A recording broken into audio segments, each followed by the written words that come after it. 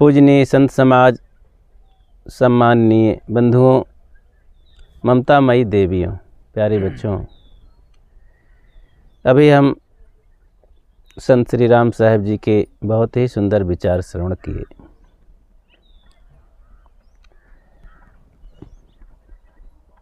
मनुष्य जन्म जिसके लिए मिलता है वो क्या चीज़ है? अब और लोग तो मुक्ति कम जानते होंगे, लेकिन सुख तो सब जानते हैं।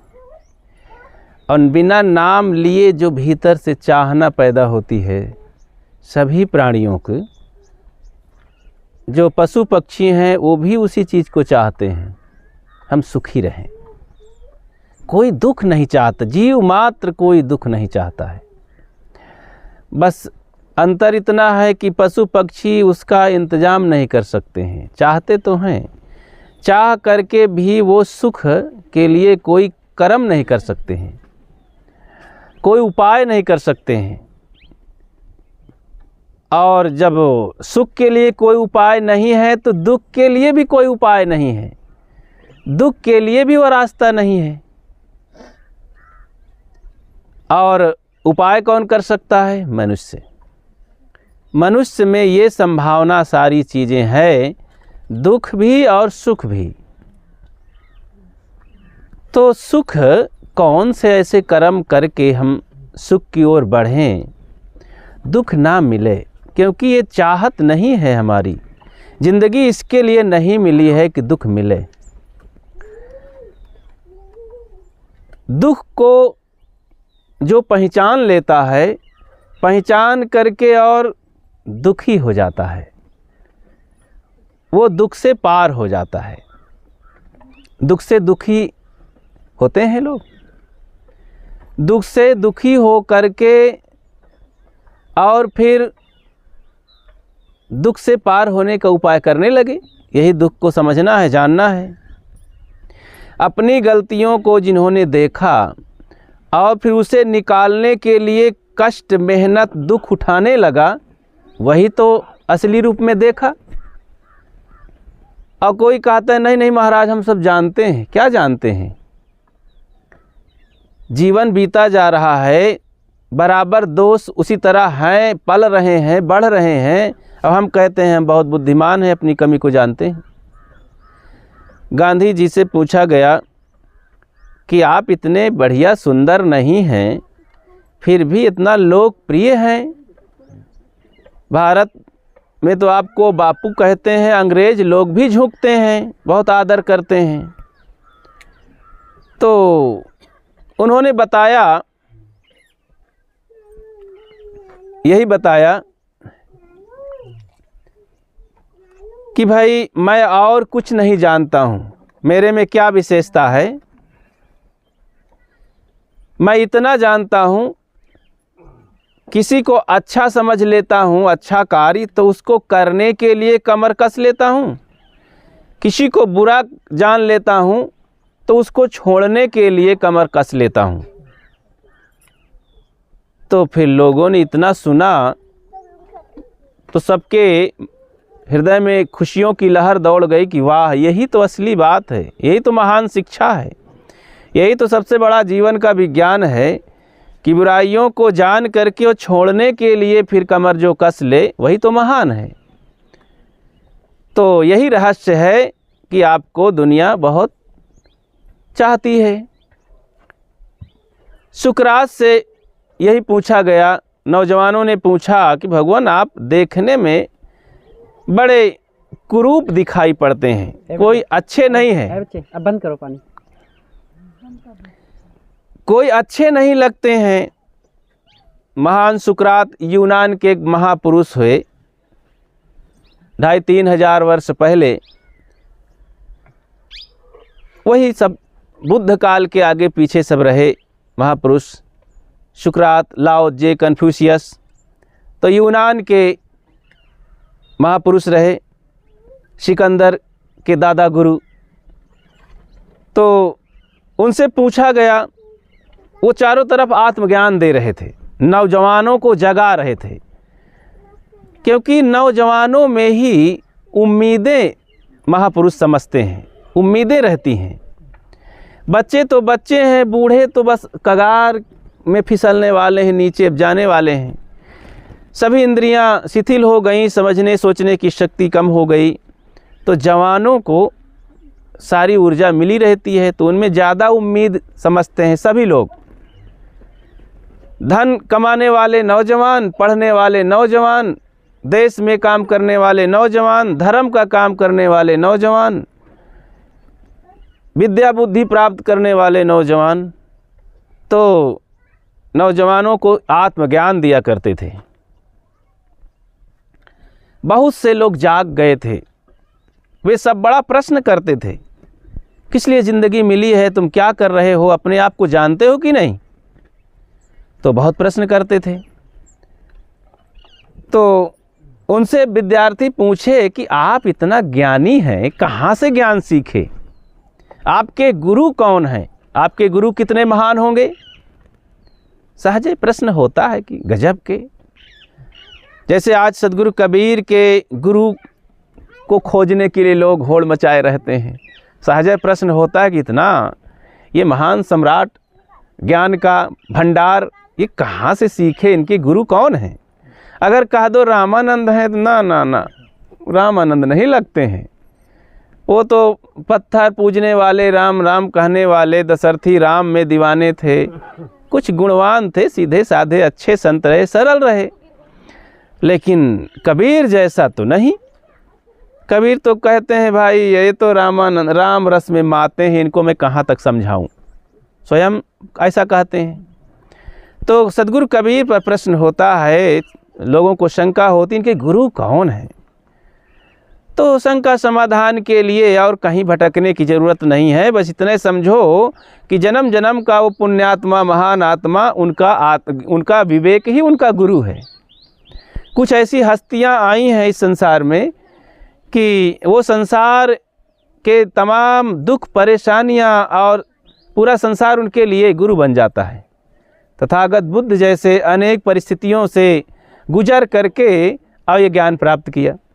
सदगुरु कबीर ऐसे सभी मत पंथों में जा करके, घूम टहल करके और परिस्थितियों को झेल करके इतना जागृत पुरुष थे कि वो ज्ञान सीख लेते थे, खींच लेते थे। सुकरात से किसी ने पूछा कि आपके गुरुदेव कौन हैं? तो बताए कि भाई जितने दुनिया में मूर्ख लोग हैं ना, बदतमीज लोग हैं, ये सब मेरे गुरु हैं। लोग कहते हैं अरे भगवान ऐसे मत कहिए, गुरु को ऐसा नहीं कहा जाता। कहें नहीं, सुनो तो, जितने मूर्ख लोग हैं, अज्ञानी लोग, सब मेरे गुरु हैं। कहें कैसे, बताइए तो। कहें देखो, जिस कार्य को करने से, जैसा जीवन जीने से लोग उन्हें मूर्ख कहते हैं, वो काम मैं नहीं करता हूँ, उनसे शिक्षा ले लेता हूँ। जिस कार्य को करने से वो दुखी हो जाते हैं, वो कार्य मैं नहीं करता हूँ। जिस कार्य को करने से, जैसा बोलने से वो बदनाम हो जाते हैं, वो कार्य मैं नहीं करता हूँ।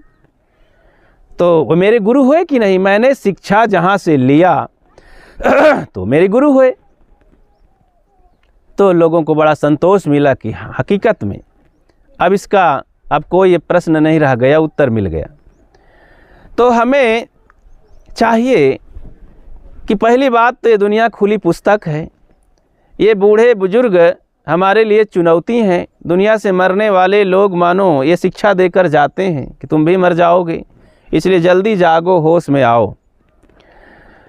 तो इसी को तो आश्चर्य कहते हैं।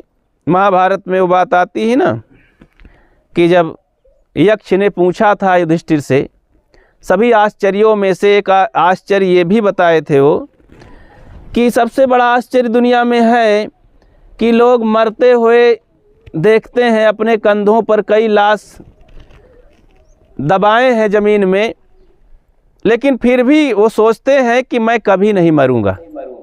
अन्यानि भूतानि गच्छन्ति हिमालयं सहसास्थावर मिच्छन्ति किमाश्चर्य मतः परम।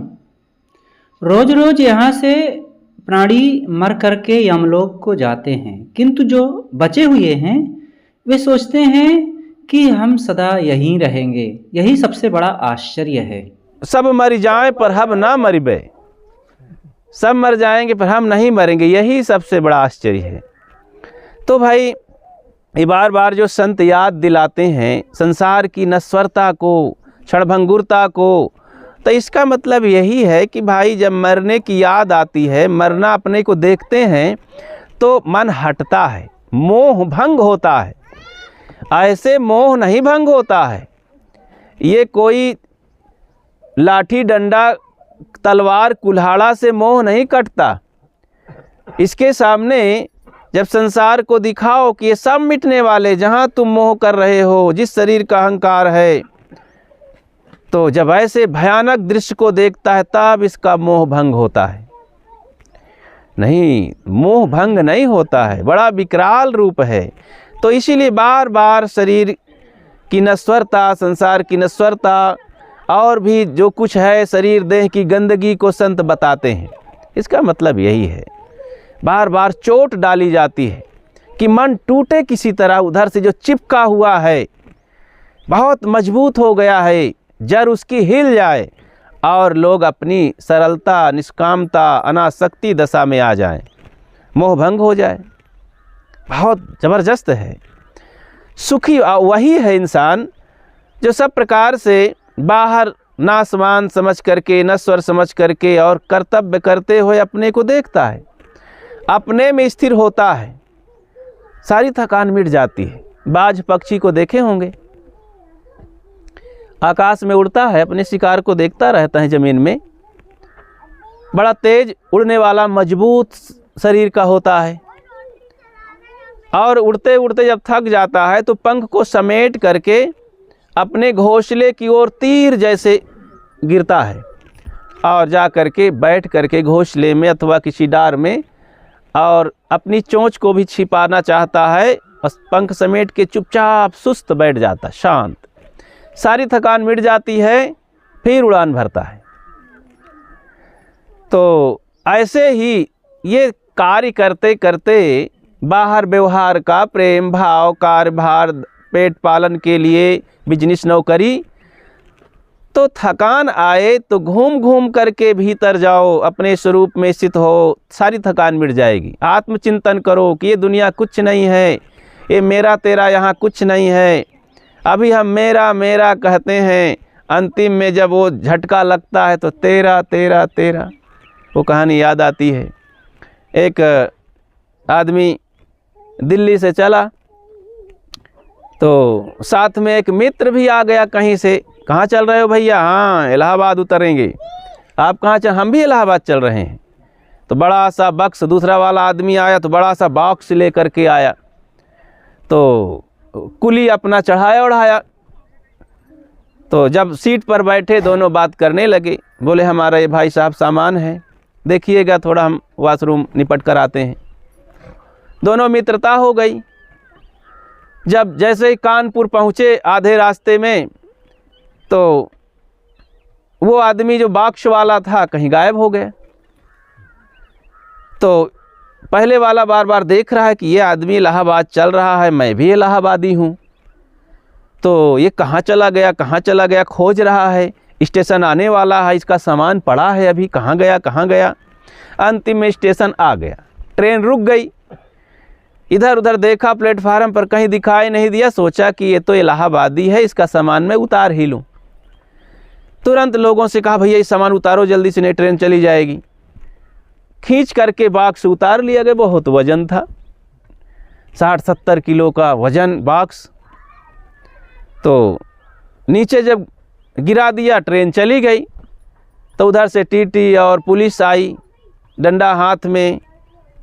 देखे इतना बड़ा बॉक्स, तो भाई इसको तो अलग ढंग से लाने का नियम है, ट्रेन में कैसे ला लिया? क्या है भाई इसमें सामान?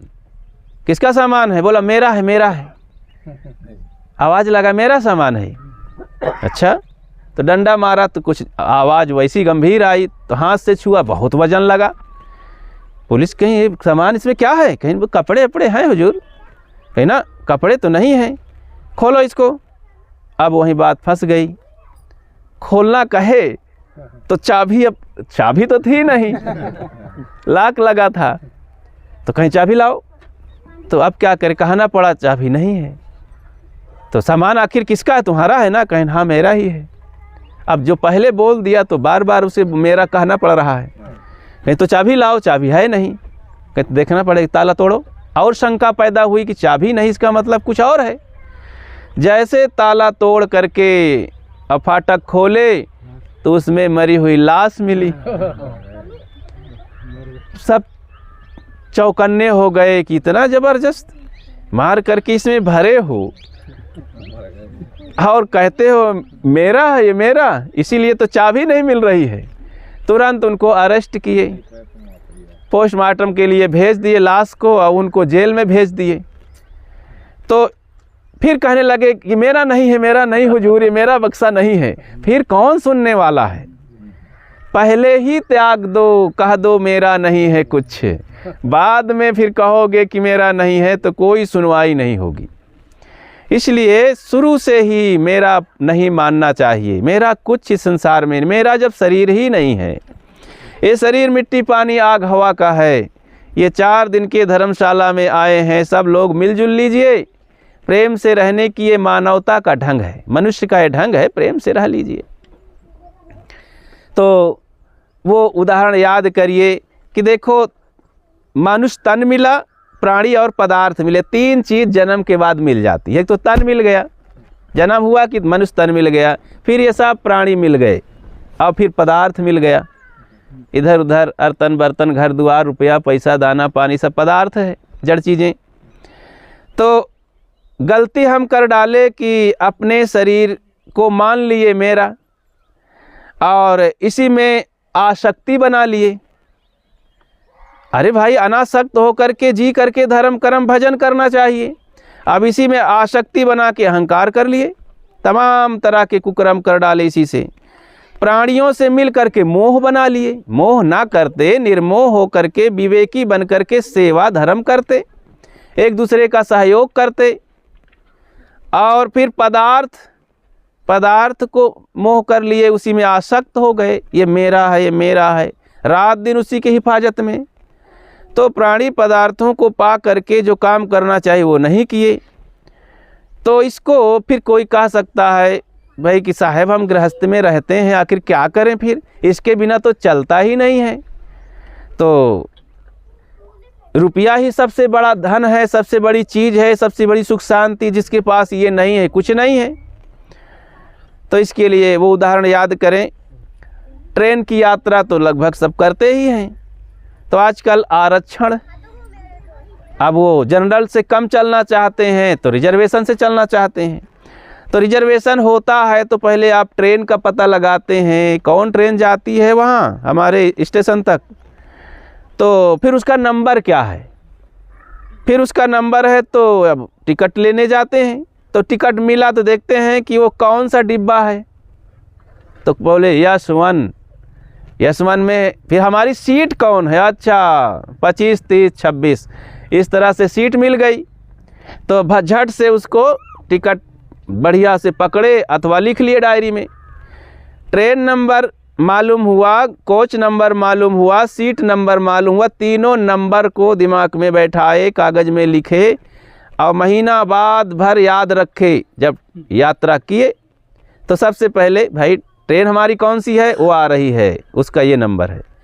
तो कोच नंबर कौन है, खड़े देखते रहे, अच्छा ये डिब्बा गया, वहाँ खोजे दौड़े, फिर अंदर घुसे तो सीट, दूसरे की सीट में नहीं बैठ सकते भाई, अपनी सीट को खोजे बैठ लिए। बस आंख मूंद करके गाड़ी चली जा रही है। जैसे स्टेशन पर पहुंची, लिए अटैची बक्सा बैग उतर गए। अब पीछे मुड़ के देखते भी नहीं कि गाड़ी का नंबर क्या है, कोच का नंबर क्या है, सब जाओ चूल्हे भाड़ में चले जाओ। ऐसे ही कितना बढ़िया जुगाड़ है। उस दिन से टिकट फाड़ के फेंक दिए, वहीं जा कुछ काम हो गया। ऐसे ही ये शरीर मिला है, इसको बढ़िया से एक्सरसाइज करके, संयम करके, हिफाजत करके, पाल के भजन करो। और ये साथी मिले, सब सहयोगी हैं, ये मोह करके उसी में आसक्त बंधन करने के लिए नहीं, सहयोगी हैं। प्रेम से, एकता से, विवेक से मिलजुल करके, बढ़िया मीठा बोल करके, एक दूसरे के कल्याण में सहभागी हो करके, दया धर्म करके जियो। और ये पदार्थ मिले हैं, इसको ले करके गुजर बसर बढ़िया आराम से कर लो, मेहनत से, संयम से। तो इस तरह से हम कितनी बढ़िया ज़िंदगी जी सकते हैं और इसी में सुखी हो सकते हैं थोड़े में। तो सुख कहीं बहुत दूर नहीं है, अंधेरे में नहीं है, मेहनत में है, संयम में है, सद्गुण में है। एक उदाहरण और सुना दूं। एक धनी आदमी मर गया तो उसका लड़का, भाई राजकुमार कह लो, राजकुमार जब देखा कि मेरे पिता तो ख़त्म हो गए राजा, अब मेरी बहुत बड़ी जागीर है, वो 5 किलोमीटर तक खेत ज़मीन है, तो घोड़े पर बैठा और चल पड़ा। चारों तरफ देखते उगते शाम का समय ऐसे हो रहा था, देखा कि एक झोपड़ी बनी हुई है, वहाँ गया।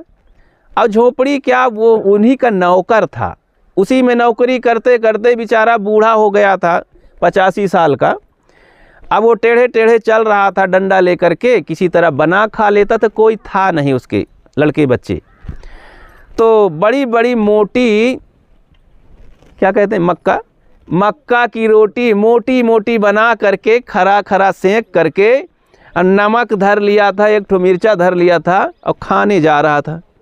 ऐसे अंजलि बांध करके अपने परमात्मा को, ईश्वर को, देवता को, हे प्रभु तूने तो मुझे सब कुछ दिया, सब कुछ दिया, मैं महान सुखी हूँ, धन्यवाद प्रभु, धन्यवाद, धन्य हैं आप।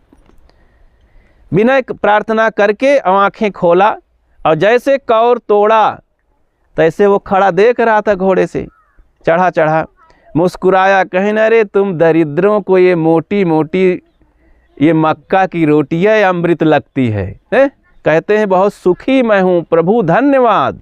अरे सुखी तो हम लोग हैं, महल में रहते हैं और देखो हमारी पूरी जागीर, तुम तो नौकर चाकर ठहरे और ये सामने नमक रोटी रखा है तो कहते हैं बहुत सुखी प्रभु, धन्यवाद। पागल कहीं के। जब ऐसे सुना बुढ़ा तो कौर रख दिया और कहता है बाबू और हम कुछ नहीं जानते हैं, एक बात कहे देते हैं, इस क्षेत्र का सबसे सुखी आदमी सुबह 8 बजे होते होते मर जाएगा। तो और हंसा, कहीं तू अपनी चिंता कर, सबसे सुखी आदमी की चिंता क्या करता है। कहीं अब बस मैंने जो बोलना था बोल दिया, बस वो खाने लगा। अब वो घोड़े से अपना चढ़ा ही था, अहंकार में इतराते हुए चल पड़ा, लेकिन बूढ़े बाबा ने तो डाल दिया था इंजेक्शन उसके दिमाग में। अब वो शंका में पड़ा है कि कहीं ऐसा सही बात हो ना जाए बुढ़े की। गया वहाँ, अरे तो फिर मेडिकल में जा कर के खूब चेकअप करवाया, एक एक अंग का चेक करा के हजारों रुपए खर्च किया, कोई बीमारी ना निकली। तब खुश हुआ कि कोई बीमारी नहीं, मैं कैसे मर जाऊंगा। अरे मौत के लिए तो कोई बीमारियाँ नहीं चाहिए। तो ऐसा सोच करके घर में आया, खाया पिया, बच्चों से मिला उला खूब, सोचा कि न जानी भीतर भीतर शंका सवार थी कि न जानी मरी न जाऊं। तो पत्नी के पास, बच्चे के पास, और सब ठीक ठाक कर रहा था। बिस्तर पर गया तो इतना बढ़िया कोमल बिस्तर, फिर भी करवटें बदल रहा है, बार बार मृत्यु दिखाई दे रही है। ऐसा करता रहा कि मौत आ ना जाए, आ ना जाए। नींद नहीं लगी, सुबह हो गई। अब 8 बजे की बात थी, 8 भी बज गए, देखते देखते मरा नहीं। बार बार कहे बुढ़ा क्या जाने अब कहाँ मौत होगी। तो जैसे 8 बजा तो अपने घोड़े पर बैठा कि जा रहा हूँ, अब बुढ़े को अब सबक सिखाऊंगा, बताऊंगा कि मैं कहाँ मरा हूँ। गया जब, तो बुढ़ा उस समय लेटा हुआ था अपने खाट पर, तो पाँव पटकता है, घोड़े की टाप ज़्यादा दौड़ा के खटखटाया। अब बूढ़ा तो चौकन्ना हुआ नहीं, झोपड़ी के सामने खड़ा हुआ, देखा कि अभी लेटा है। उतरा घोड़े से, गया चद्दर खींचा गुस्से में, देखा कि बुढ़ा तो अकड़ गया है। तब उसे पता चला कि वो मैं तो भ्रम में था, भूल में था। इस क्षेत्र का सबसे सुखी अगर कोई था तो यही आदमी था। गलत मैं सोच रहा था, सबसे सुखी इंसान यही था। आज जो खत्म हो गए, तो अपनी बात कर रहा था। तो उसे ये ज्ञान हुआ अपनी आँखों से देख करके कि सुखी मैं नहीं हूँ, ये बुढ़ा आदमी था। हर समय बिल्कुल माइंड फ्री, न्यूट्रल रहें, एकदम सरल रहें। इसी को तो सद्गुरु कहते हैं, गुरु प्रताप भयो जा दिन से सूरत न अंत चली, जहाँ जहाँ डोलूँ सो परिकरूँ, जब सोऊँ तो करूँ दंडवत भाव मिटाऊँ दूजा, आँख न मूंदूँ कान न रूंधूँ काया कष्ट न धारूँ, खुले नयन हंसी हंस पहचानो सुंदर रूप निहारूँ। तो हम खुल करके देखें, विवेक जहाँ विचार है, और पारख विचार तो क्या कहना। देखो इसमें कई लगभग सभी लोग जो भक्त हैं पारखी भसंत आते हैं, पारखी संतों से दीक्षा लिए हैं। तो पारख विचारधारा जीवन में जिसके आ गई, कोई समस्या रहती नहीं है, बस ज्ञान सब हो जाता है, बस करने की देरी रहती है। कर्म सुधार कर लो, रास्ता मिल गया है, मेहनत करो अपने आप, बस गुरु संतों ने रास्ता दे दिया। परख परख के सारे दोष दुर्गुणों को निकाल दो, जीवन स्वच्छ हो जाएगा, साफ हो जाएगा, और सुख कहीं से फिर लाना नहीं पड़ेगा, सुख वहाँ फलित हो जाएगा। तो हम अपनी सरलता, सहजता, जो कुछ है हमारे पास, उसी में धन्यवाद देना चालू करें। शिकायत की ज़िंदगी बंद करो जीना, हर समय आशीर्वाद धन्यवाद की ज़िंदगी जियो। मेरे पास है गुरुदेव, कोई कमी नहीं, वाह। लेकिन हाँ, तमाम तरह के दोष दुर्गुण पाल करके धन्यवाद देने के चक्कर में मत पड़ना, नहीं गुरुजी भी डांटेंगे, तुम्हारी आत्मा भी डांटेगी। अपने पास जो कुछ सरलता से है भक्ति भजन में, धन है, घर है, गृहस्थी है, साइकिल है, गाड़ी है, लड़के बच्चे हैं, उसी में संतुष्ट रहो। मेरे सब कुछ है, शरीर जैसा मिला है वैसा सोचो। अब फिर शिकायत करो, क्या बताए हे भगवान, मैं इतना भजन करता हूँ, मैं निरोग क्यों नहीं रहता हूँ। अरे भाई, रोग की ये शरीर ही है, रोगों की खान ही है ये, तो रोग तो आएंगे। ऐसा कुछ काम करो, मन बनाओ कि रोग रहते हुए भी निरोग हो जाओ। मन का रोग खत्म करो, मानस रोग सकल जग खाया। तो इसलिए मानसिक रोगों से हम ऊपर उठें, सरल बने, सहज बने, आत्मज्ञानी बने, आत्मसंतुष्ट बने, तो जीवन रहते रहते हम सुखी हो जाएंगे। आप सबको बहुत बहुत धन्यवाद देते हुए अपनी बात को यहीं विराम देता हूँ। बोलिए सद्गुरु देव की जय।